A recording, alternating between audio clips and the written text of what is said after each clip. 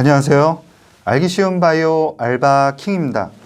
이번 시간에는 국내 기업들의 임상과 관련한 이야기인데요. 최근에 이제 연이어서 가장 중요한 임상 이상에 대한 결과들이 발표되고 있습니다. 그런데 공교롭게도 유의한 통계 수치를 확보하지 못하고 있는 상황입니다. 4개의 기업이 연이어서 임상 이상 결과를 발표했는데 통계적으로 유의한 수치를 발표한 기업은 단 한 군데도 없는 상황이거든요. 그래서 그러한 점들 그리고 향후에 어떤 기업들이 임상 이상을 발표하게 되는지에 대해서도 일정을 말씀드리겠습니다. 먼저 임상에 대한 확률에 대해서 조금 언급을 하고 넘어가고 싶은데요. 임상에 진입하고 나서 임상 3상까지 성공할 확률은 전체적으로 9% 정도밖에 안 됩니다. 그러니까 확률이 높지 않은데 특히 암과 관련한 치료제의 성공 가능성은 5% 정도밖에는 안 됩니다. 수치가 이제 약간씩 조사하는 기관에 따라 갖고 변동은 있지만 여기서 크게 변동은 없는 상황인데요. 특히나 임상 1상은 63% 성공률이고요. 중요한 건 임상 2상입니다. 임상 2상에서는 부작용뿐만 아니라 약효가 있는지 유효성까지도 평가를 하거든요. 그래서 임상 2상이 가장 어려운데 임상 2상의 성공할 확률이 30% 정도밖에는 되지 않습니다. 그리고 임상 이상이 성공을 하게 되면은 임상 3상에서는 50%가 넘는, 즉 2개 중에 하나는 임상 3상에 성공하는 그런 확률을 가지고 있다라는 점을 알아두시면 좋을 것 같고요. 흡사 그 표현을 한다 그러면 거북이가 알을 낳고 또 생존해서 성체로 성장하는 그 과정하고 상당히 흡사하다라고 생각을 합니다. 그 거북이가 알을 낳기 위해서 이제 모래사변으로 와서 힘들게 모래사변을 거슬러 올라가서 모래를 파고 그 다음에 알을 낳습니다. 이 알이 일정 시간이 지나면 부화가 돼서 나오게 되죠. 그래서 부화가 돼서 나오는 과정을 임상 1상 정도로 생각을 할 수 있고요. 대신 임상 2상이라고 한다 그러면 아기 거북이들이 태어나서 알에서 깨어나서 바닥까지 도달하기까지 상당히 그 어려움들이 많습니다. 살아남기 위한 그런 확률이 굉장히 떨어질 수밖에 없는데 천적들에 의해서 잡혀 먹힐 가능성이 높을 수밖에 없는 거죠. 물론 이제 바닷속에 들어가서도 천적들한테 먹힙니다. 그래서 전체적으로 성체 거북으로 성장할 확률은 1%밖에는 되지를 않는데 1%에 들어간 거북이들이 상당히 오래 사는 거죠. 그래서 이 환경은, 생체 환경은 자연스럽게 굴러갈 수밖에 없다, 이렇게 볼 수밖에 없는데요. 그래서 이 임상 2상 단계인 바닥까지 가는 사이에서 대단히 많은 거북이들이 죽습니다. 그런데 확률은 30%인데 최근에 우리나라 기업들을 보면은 연이어서 4개의 기업이 계속해서 유의한 그런 통계적인 수치를 확보하지 못했습니다. 그래서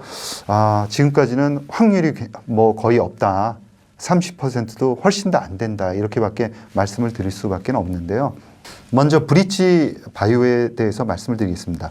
2월 17일에 이제 브릿지 바이오가 궤양성 대장염 치료 물질 BBT401의 임상 2A상에서 유효성을 입증하지 못했다라고 발표를 했습니다. 38명의 궤양성 대장염 환자를 대상으로 해서 총 16주간 약물을 투여한 결과 주요 평가 지표인 57차 임상적 반응률에서 대조군 대비 통계적으로 차이를 보이지 못했다라고 이제 결과를 얘기를 했는데요.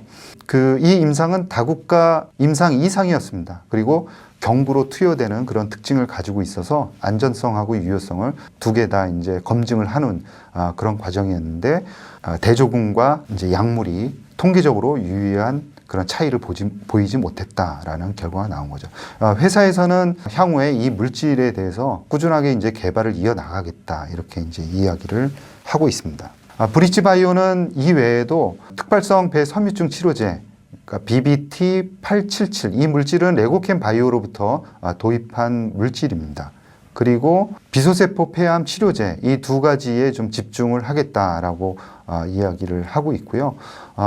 이제 BBT877 같은 경우에는 임상 2상 승인을 받아서 첫 환자 그 투여를 앞두고 있는 상황입니다. 그래서 하반기에는 중간 결과를 발표할 수 있을 것으로 생각이 되고요. 다음으로는 비소세포 폐암 치료제 BBT 이제 176하고 207 이 2개인데 176 같은 경우에는 연내 임상 2상 진입이 가능할 것 같고요. 그 다음에 2027 같은 경우에는 상반기에 임상 1상 IND 진입이 예상이 되고 있습니다. 다음으로는 D&D 파마텍이 비상장 회사긴 하는데요. 관심을 굉장히 많이 모았던 회사고 자금을 상당히 많이 모았던 그런 회사입니다. 따라서 한 번 정도는 지켜봐야 되는 거고요. 임상 2상이라 상당히 의미가 있는 임상이었다라고 말씀드릴 수 있습니다. NLY01이라는 치료 물질이었습니다. 이 물질은 파킨슨병 치료제로 개발이 되고 있었고요. GLP-1R이라는 글루카곤 유사 펩타이드 1 수용체 작용제, 아고니스트라 작용제입니다. 그래서 이 작용제를 가지고 파킨슨병 치료제를 개발하는 그런 목표였었는데 그 1차 평가 지표인 운동장애 사회적 통합 파킨슨 질병 등급 척도에서 위약 대비 통계적으로 유의한 차이를 증명하지 못했습니다. D&D 파마텍은 이 물질로, 그러니까 NLY01이라는 이 물질로 알츠하이머 치료제, 그 다음에 제2 당뇨병 치료제도 개발하고 있는 상황이라 조금 더 지켜봐야 될 것 같고요.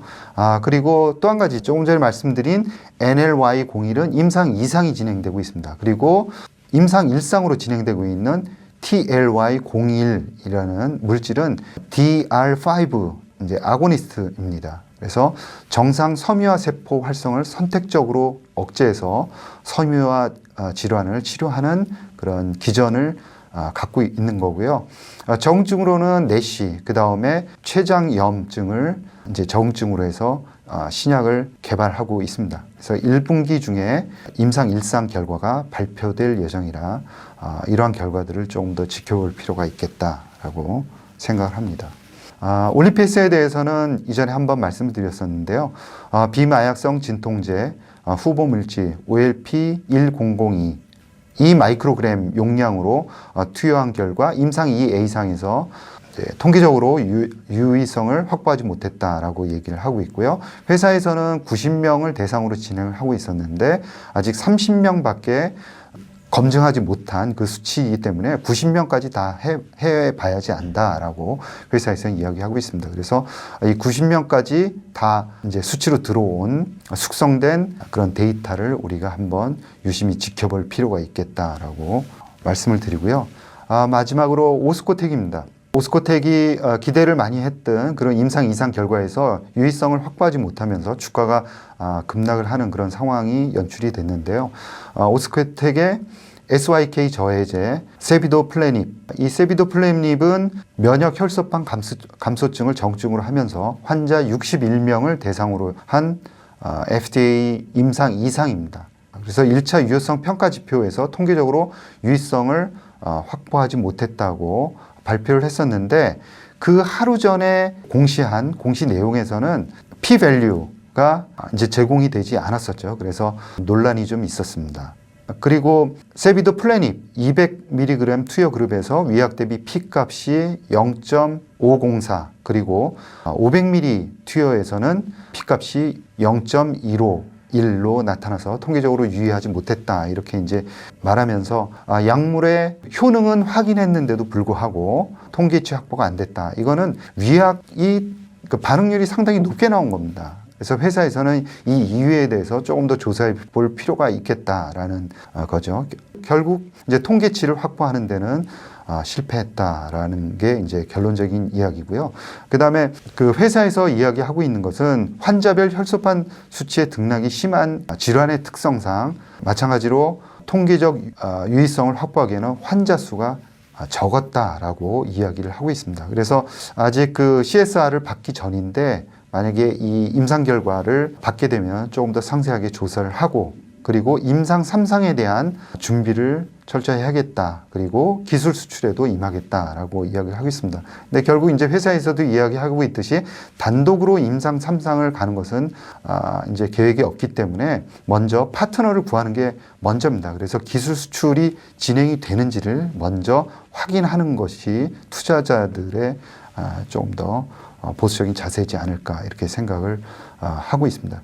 그리고 이제 P-밸류 관련한 이제 공시와 관련해서 회사에서는 그 시장에서 이야기하는 피밸류 누락과 관련해서 첫 공시를 제출하기 전에 그 자료를 제공했던 그런 자료에서는 이제 한국거래소에서 내용에 대한 문제가 없다 이런 답변을 받았다라고 이야기를 하는 거죠. 그리고 공시를 낸 후에 이제 거래소에서 누락된 규정상 누락된 부분이 있으니 보완해 달라 이런 얘기가 있어서 우리는 보완했을 뿐이다라고 이야기를 하고 이제 전혀 문제가 없다. 이렇게 이제 이야기를 하고 있습니다. 그래서 이러한 것들을 보면은 이제 거래소가 이제 임상에 대한 결과와 관련한 그런 내용들을 이제 공시 내용을 검증할 수 있는 검증 능력이 있는지에 대한 그 시장에 대한 의구심이 나올 수밖에는 없다라고 생각을 하고요.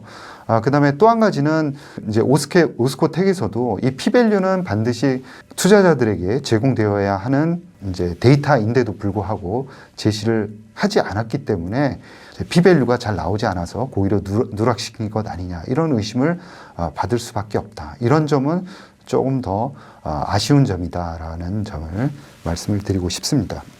그리고 앞으로 이제 속속들이 임상 이상 결과들이 나올 텐데 그 이제 기업들의 내용을 좀 살펴보면 올릭스의 임상 2이상 비대용도 치료제 결과가 이번 3월 달에 예정이 되어 있습니다. 그리고 레고캠바이오는 임상 1상이긴 하는데 LCB14 임상 1상 결과가 올해 9월 달에 이제 종료가 되는데 좀 더 숙성된 데이터가 나올 것이고 그 데이터가 학회를 통해서 발표가 될 예정입니다. 그리고 GC셀은 지금 임상 1, 2상이 진행이 되고 있습니다.